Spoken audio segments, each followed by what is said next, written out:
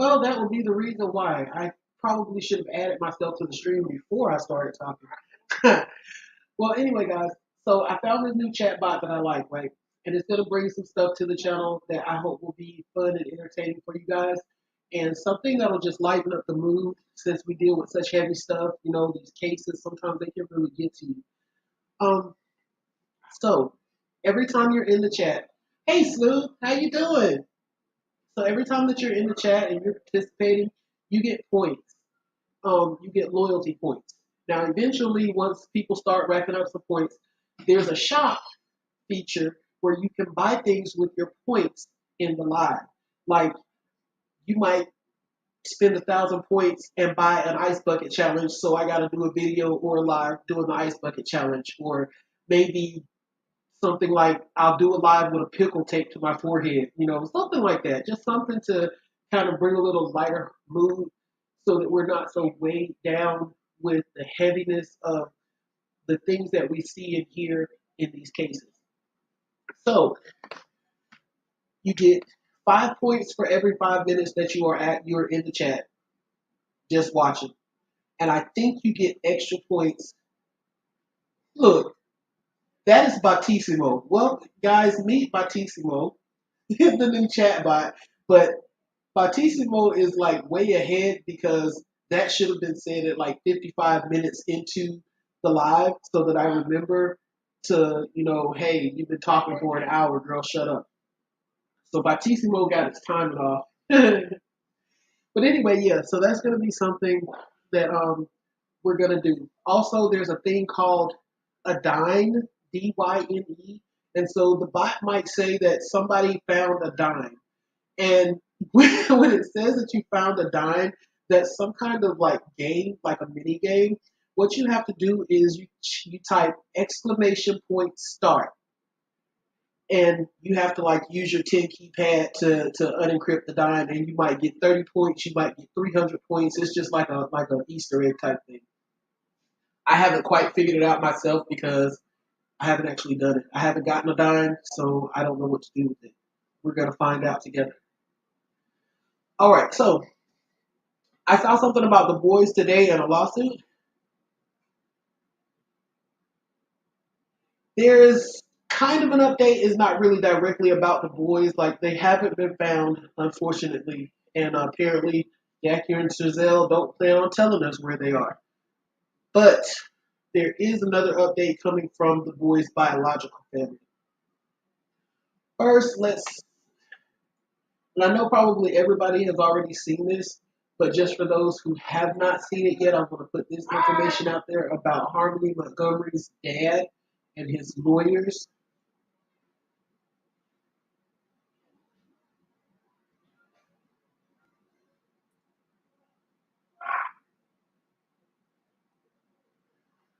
So apparently his lawyers are asking for body cam footage. So let's see what they're talking about. We'll talk about that for a little bit. That is such a heartbreaking picture of Harmony. I mean, like, it's a beautiful picture, but heartbreaking knowing that this cute little kid is most likely no longer with us. I mean, it's just, I don't see how people do this. And I think, was it you, Sherry, who pointed out that maybe it's that spark in them? Because I said something like, it's always like these really cute kids with all this personality and just, they're so just boom, hi, I'm the cutest kid in the world. You look at Harmony, you look at Cody, you look at Oakley Carls. Oakley has so much personality. I mean, she was just bursting at the seams with it. And so I know I was like, why does it always have to be these kind of it's always these kind of kids. It seems like whenever somebody is gonna hurt a kid, it's always the cutest kid, the spunkiest kid, the smartest, the you know, most outstanding personality. They got these little quirks. And somebody said, that's probably that light is probably what draws the person to them. They have to extinguish that light. So I guess it's like a classic good versus evil type situation. Give me a second, guys.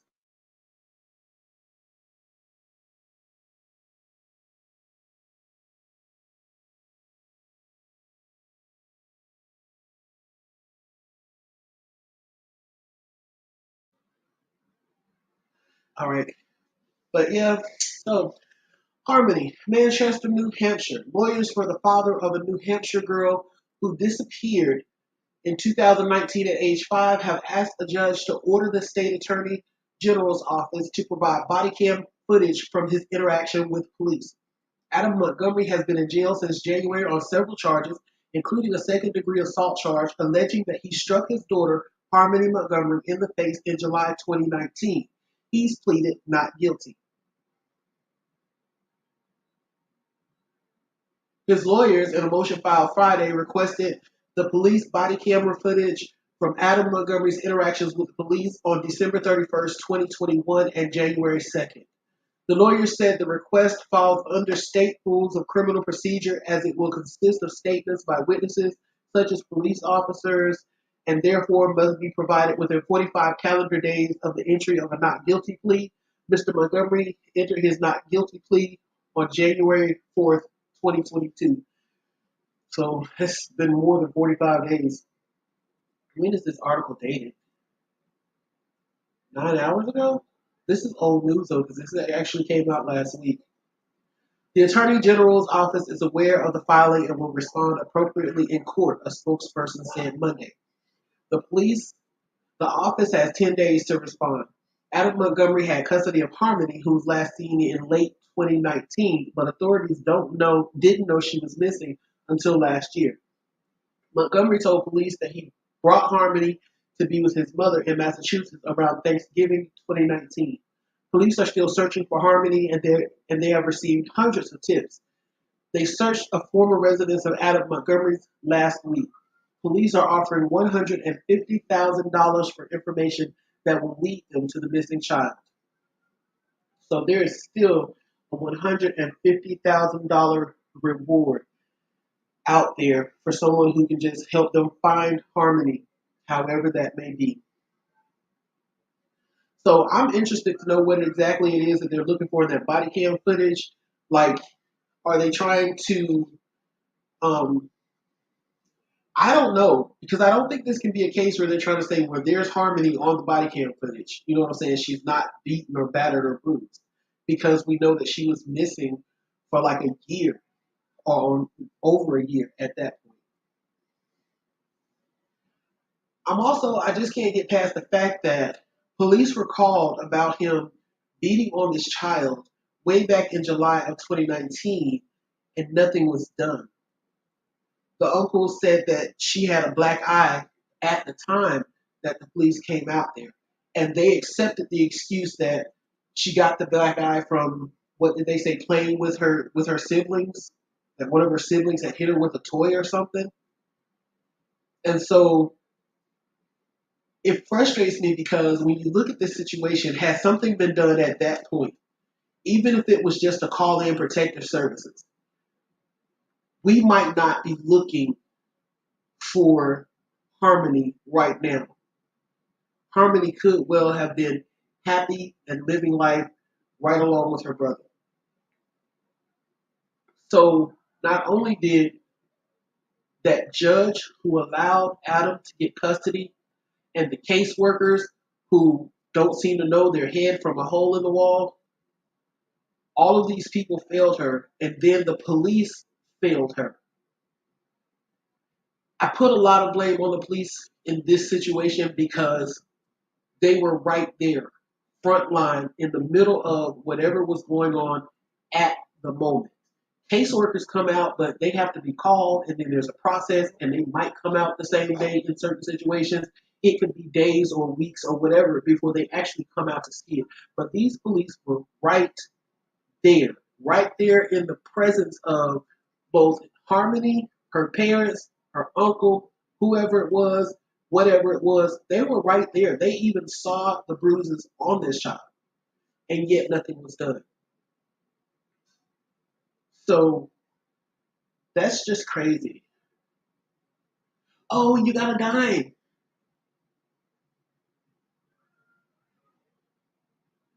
Oh, okay, so that's how that works. I'm interested in this.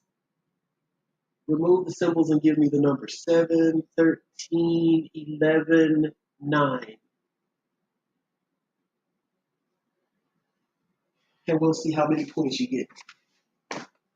All right. So yeah, I don't know. This whole case is frustrating. It's really annoying because something could have been done had just one person taken the initiative to be this little girl's voice. Oh, I didn't even see that one in there. So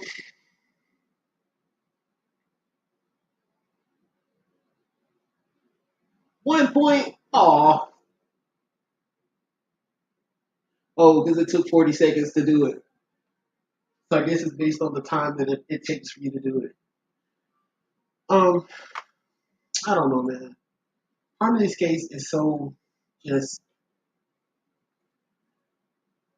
There's so much that you want to say, and then so much that you can't say because it's just totally inappropriate. Like the heck, man. Okay, hold on. Let me put this up here so you guys can see it before we move on to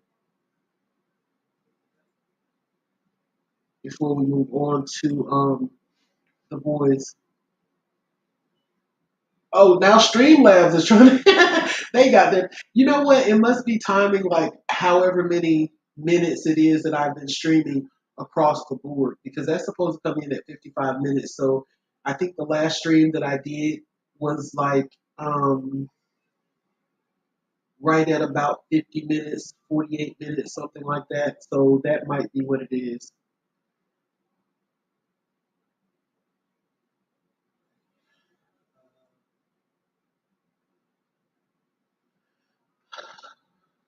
It's up here. Come on, come on, come on, come on, come on.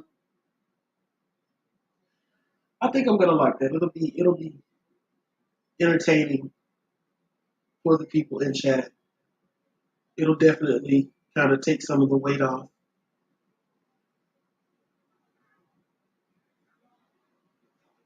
All right, while that's loading up, I'm gonna go ahead and pull up this other website.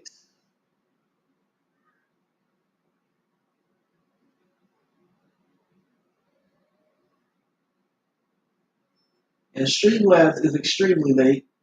I think I'm just gonna get rid of the Streamlabs bot altogether because the Streamlabs bot.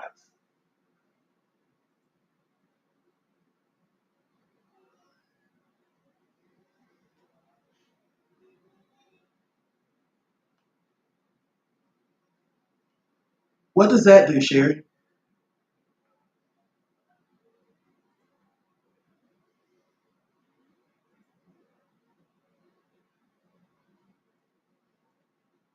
Leaderbeoar.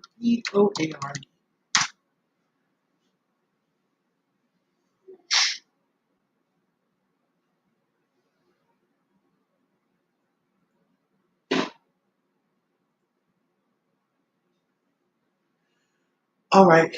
One of my devices is kind of taking its time on doing things right now, so bear with me.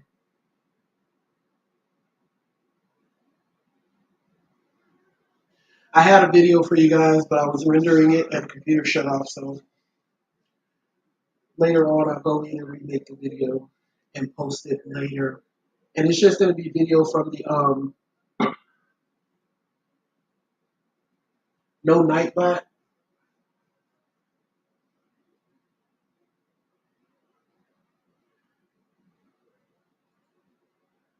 Oh, on Streamlabs, I don't have the Nightbot. You have to pay for that stuff. I'm not paying for that.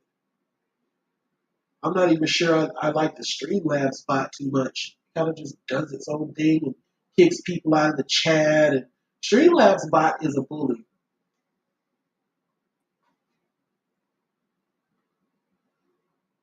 Okay, so stop this.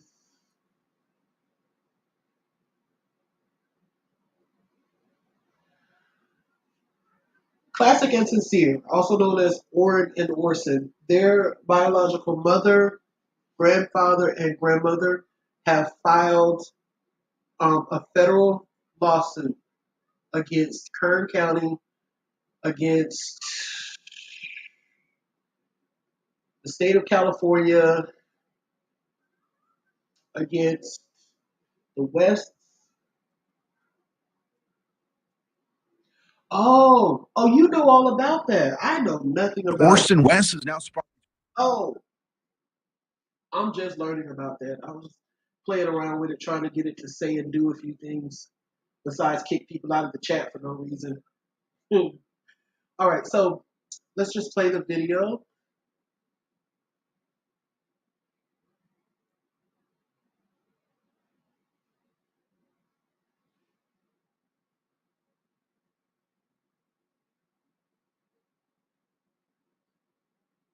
Mother and Dean, her family,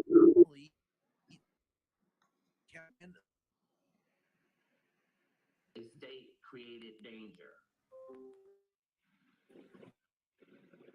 and feel that they want to make sure that this doesn't happen to another family. A federal lawsuit seeking $40 million is now filed on behalf of Dean and maternal grandmother Dana Moore, where they allege Let's not civil play rights the video. I'll violations. just read the article.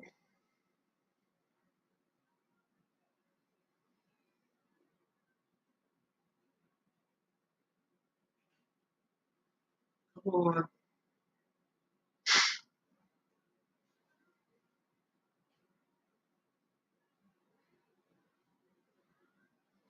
Since it doesn't want to really play. All right. A $40 million lawsuit alleging civil rights violations was filed Friday by the mother and maternal grandmother of Orrin and Orson West. The two boys prosecutors alleged died while in the custody of their adoptive parents. Ryan Dean and Dana Moore, the mother and grandmother, had filed a claim, the precursor to a lawsuit against the county in April. A news conference regarding the suit is set for Tuesday. I've been looking for that news conference. I saw it on someone else's channel, so I know it's out there. And as soon as I can find it, then I'll put that up for y'all. The suit, filed in U.S. District Court, Eastern District of California, names as defendants the State Department of Social Services, Kern County Human Services, and the West and others. The adoptive parents, Trezell and Jacqueline West, face charges including second-degree murder and are scheduled for trial next month. I really hope that they broadcast that live because I really want to watch that trial. The suit alleges Orrin was unlawfully taken from Dean on November 13th, 2016 after she returned home from work and found the then 3-month-old crying uncontrollably. The child's father, Charles Pettis, said he'd given the boy 2 baths that day and nothing unusual had happened. Dean took Orrin to Memorial Hospital where it was discovered his legs were broken. Suspecting abuse, Human Services took the child, the suit says. It notes Dean had no prior criminal record or allegations of abuse against the boy. The department placed Orrin with foster parents Latoya Spry, and Dean was allowed to visit her son 2 to 3 times a week at a designated location. Dean believed Orrin was treated well. According to the suit, Dean filed reunification requests and completed parenting classes to regain custody. Following a doctor's recommendation, she used marijuana to deal with the stress of having Orrin taken from her. That backfired, the lawsuit says, as Dean, upon completing parenting courses, was told she needed counseling for her marijuana use. In June 2017, Dean gave birth to Orson. He was released into her care according to the suit, but days later was taken from her. Ms. Dean was informed that Kern County Human Services was removing Orson from her home because Orrin had been removed and they like to keep siblings together. That is not a reason to take somebody's child. In late 2018, both boys were removed from the home of Spry and placed in the home of the West for financial gain, according to the lawsuit. Afterward, Dean noticed her children seemed scared and were losing weight, and Orson had scratches on his face, the suit says. Dean shared her concerns with Kern County Human Services, but believes they did nothing in response, the suit says. Later, Moore filed a request to have the children placed with her, but in 2019, Moore is the grandmother, by the way. In 2019, the department revoked Dean's parental rights without explanation and denied Moore's request in the suit. Trezell and Jacqueline West reported the boys missing from their California City home on December 21st, 2020. In March, Kern County grand jury indicted the Wests on charges including second-degree murder. Prosecutors say the boys are believed to have died 3 months before reported missing. Their bodies have not been found. So I want to say that I don't believe the lawsuit is really financial, even though 40 million is a large number. We saw with the Petitos, I think they filed a claim for $1 or something like that, $1 plus court costs. Well, I don't think that this particular claim is financially motivated.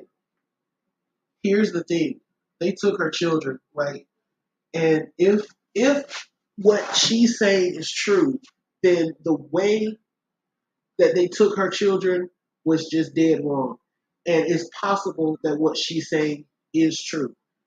It's possible that the she came home, found the child crying in a way that, moms, we know our kids cry.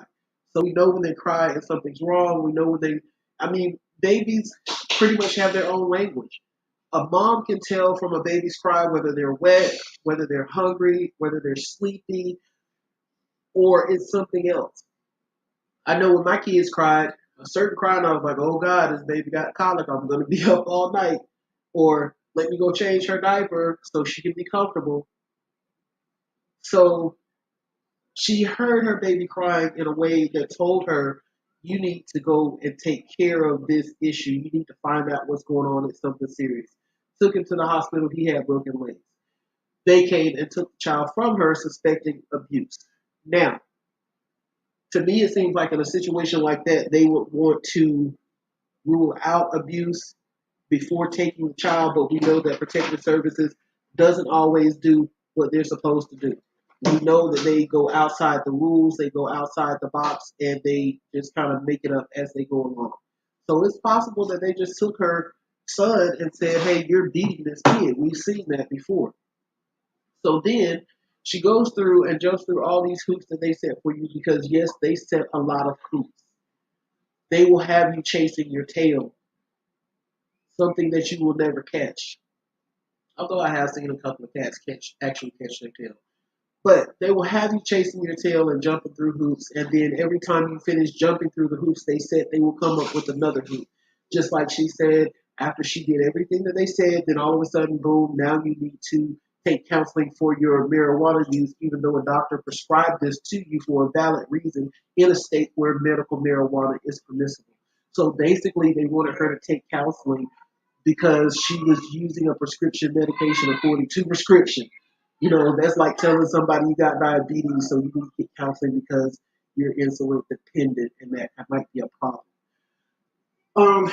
So anyway, so then they come in after she has her other baby, let the baby go home. Usually, if they're going to take your child because of abuse situation or because they feel that the child is in danger, they will do it at the hospital. Before you're discharged, a social worker will come in and say, hey, look, we got to check this out before you leave here with this baby and make sure that this baby is going to be safe. They'll do a home study and all kinds of stuff and decide whether or not you can leave the hospital with your child.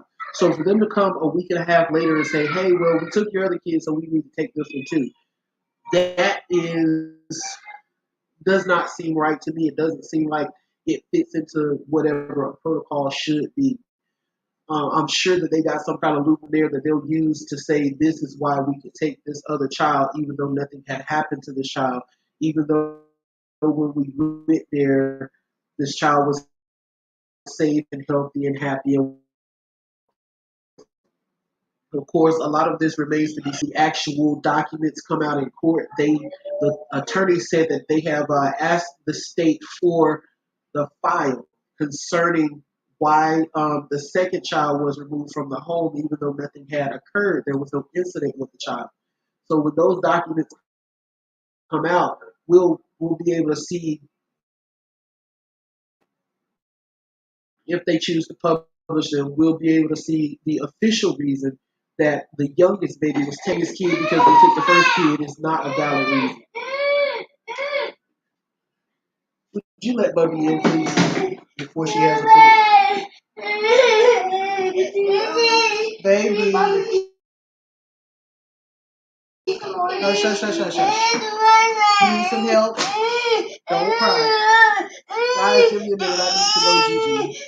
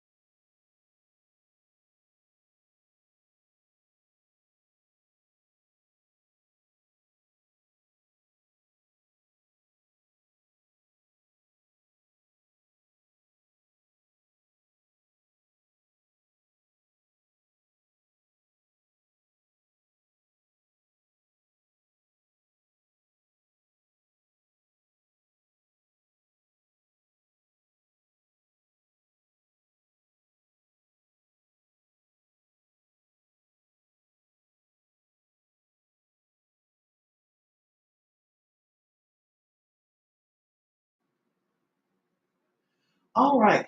I'm back. Super Gigi.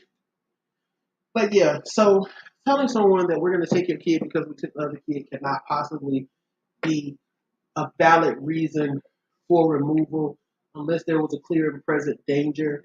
There was some kind of proof that she had hurt the child. But the story that we have right now is that she was at work. I'm out of breath, y'all. I need to lose some weight. Dear goodness. Hold on, let me catch my breath real quick. The story that we have is that she was away at work and she came home to find that her child was injured. So a lot of this, the proof is going to be in the pudding. If we do get access to the documents in the course of this civil lawsuit or in the course of Jacqueline and Trezelle's trial when that comes about. This is really just another article about the same thing. So I'm not going to go through that one. I wanted to play the video for you guys, but I have been looking for it up and down. Now I'm going to, after I get off of here, I'm going to go ahead and redo that video. It was only like a little 16-minute video, but it had a news clip talking about the lawsuit and then the press conference where the family was present with their attorney and they were speaking about the issue and about the lawsuit. It was mostly the attorney talking, but I think he gave some good answers to the questions that were asked. The family spoke a bit and spoke about the boys. I will get that up for you guys here shortly. In the meantime, thank you for joining me. Also, say goodbye to Streamlabs Bot because Streamlabs Bot has got the boot.